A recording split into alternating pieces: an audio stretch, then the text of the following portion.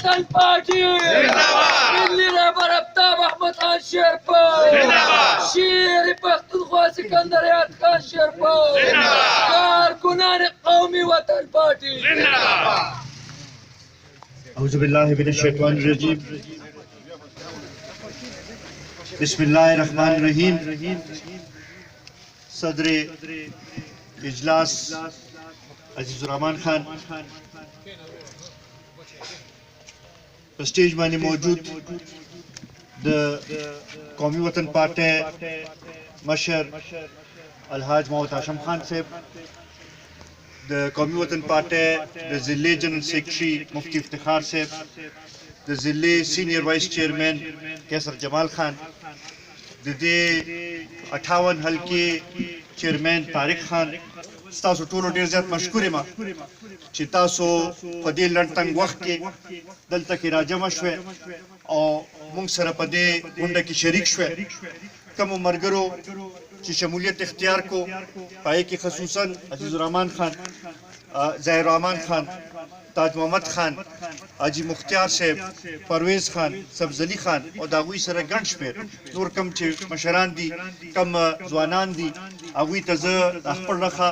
د پارټۍ د ټولو مشرانو د رخه هرکلی وایم او دا یقیندادي ورکوم چې تاسو یو صحیح فیصله کړې ده او انشاءالله یو ځای به د پښتون قام د ترقۍ د سوکالۍ لپاره فکر کوم. زه دې نه مخکې چې کومو ملګرو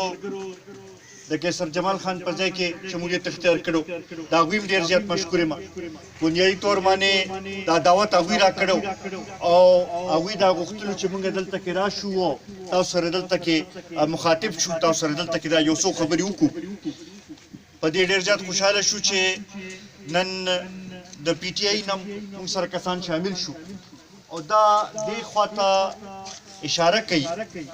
چې په دې کال نیم کې چې په دې ملک کې کم حالات جوړ شو، کم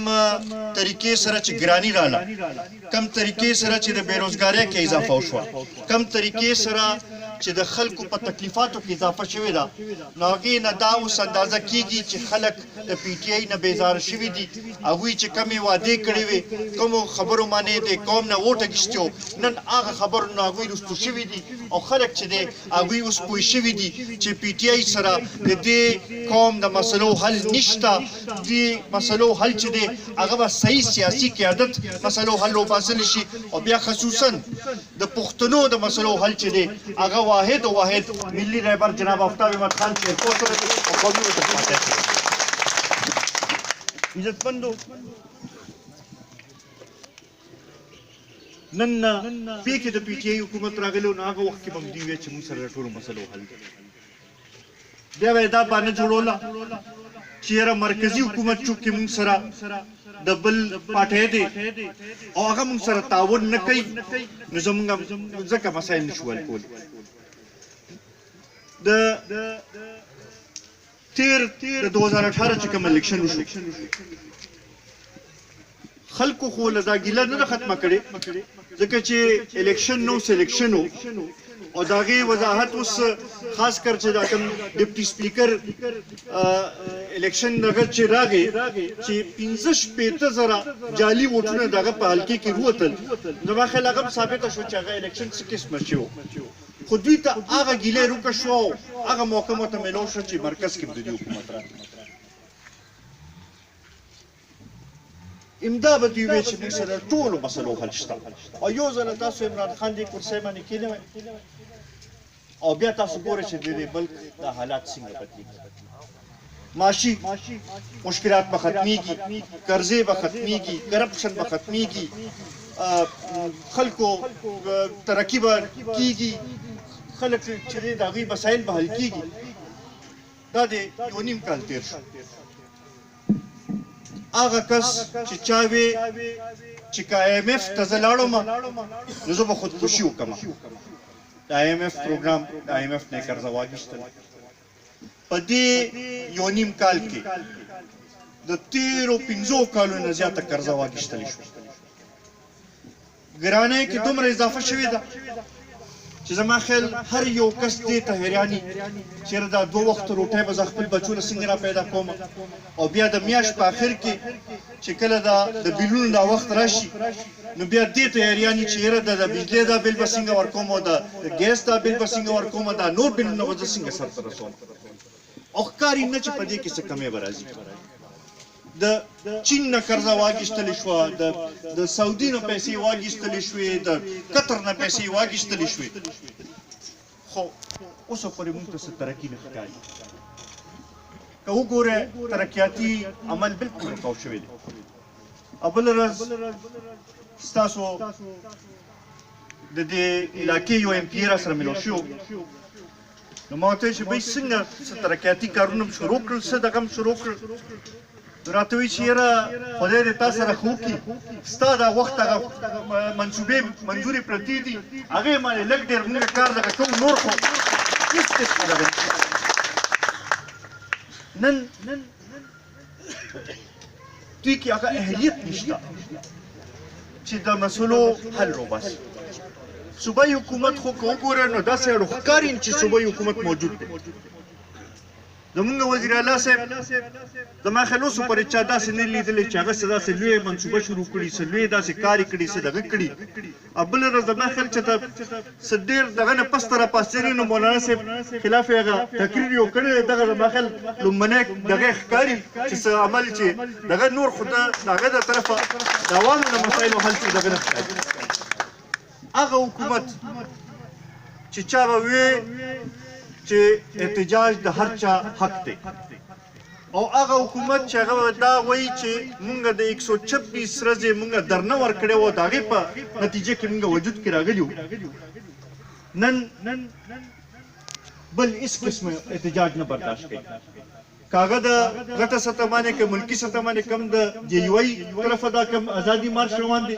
وایي چې یاره لارې به ورته روکوو او دا بله ورځ چې کوم ډاکټرانو سره چې څه وکړل زما خیال دی دا خو هغه انتهایي هغه ظلم هغه دغه دی چې هغوی دې ته هم نه پرېږدي چې هغوی د خپل حق بارے کې و خالي د خپل حق نه د عوامو د حق بارے کې خبر وکړي نن ډاکټران چې دا کم نوی نظام دوی راولي لګیا دي د هغې خلاف ځکه ودرېږي چې دوی وایي چې بهی تاسو هر څه پرایویټایز کوئ لګئ او تاسو پرایویټ سیکټر ته ورکوئ یو طرف ته مونږ وایو چې دا د مدینې ریاست دی او دې نه به مونږ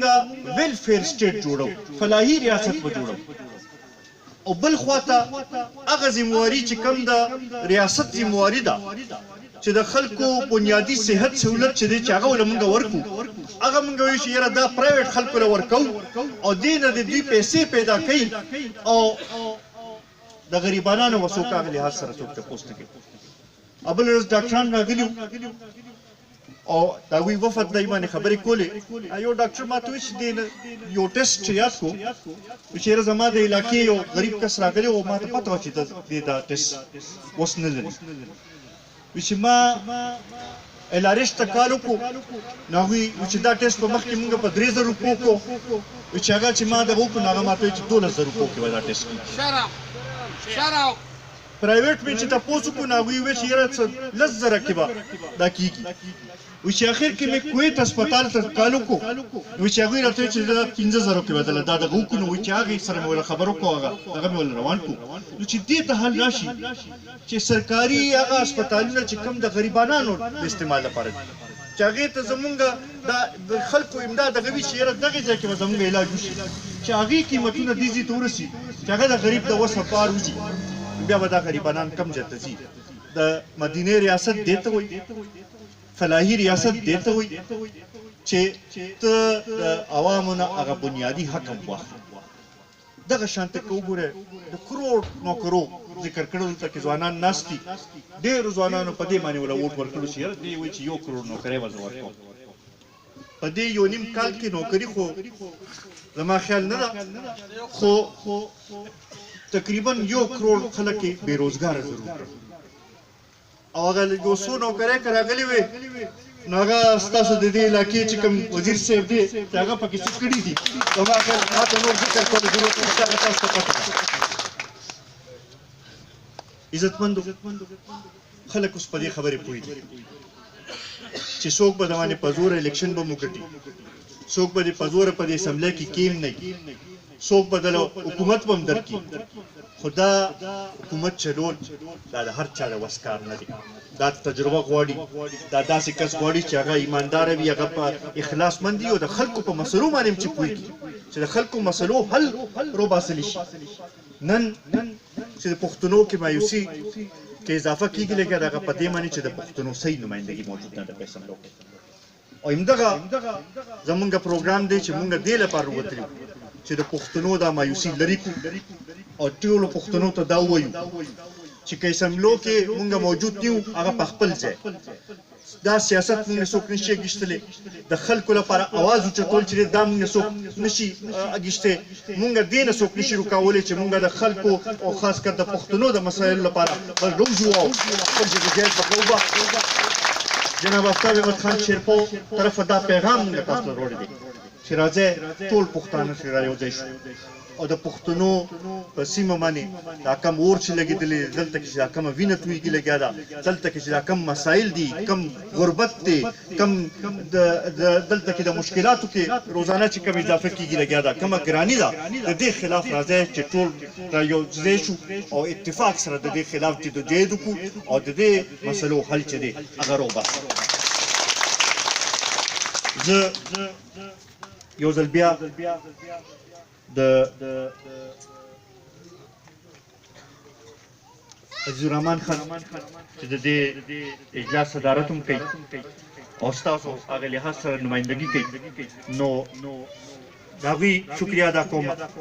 ستاسو ټولو ډېر زیات شکریه ادا کوم، د فضل الهي رور ډېر زیاته شکریه ادا کوم چې هغوی موږ له دا موقع راکړه چې دلته کې موږ راشو تاسو سره یو څو خبرې وکړو. انشاءالله ستاسو د مسایلو د حل لپاره، ستاسو د مشکلاتو د حل لپاره به هر وخت حاضر یو، راځو به دلته به تاسو سره کینو، به ستاسو مسلو حل به م روباسو، به اواز به مو له اوچتو، به او که ضرورت راغی څنګه چې شهید وطن حیات محمد خان شیرپو د خپل وینې قرباني ورکړې وه، وینې قرباني به ورکوو په تاسو باندې کېږي نه. ډېره مهرباني.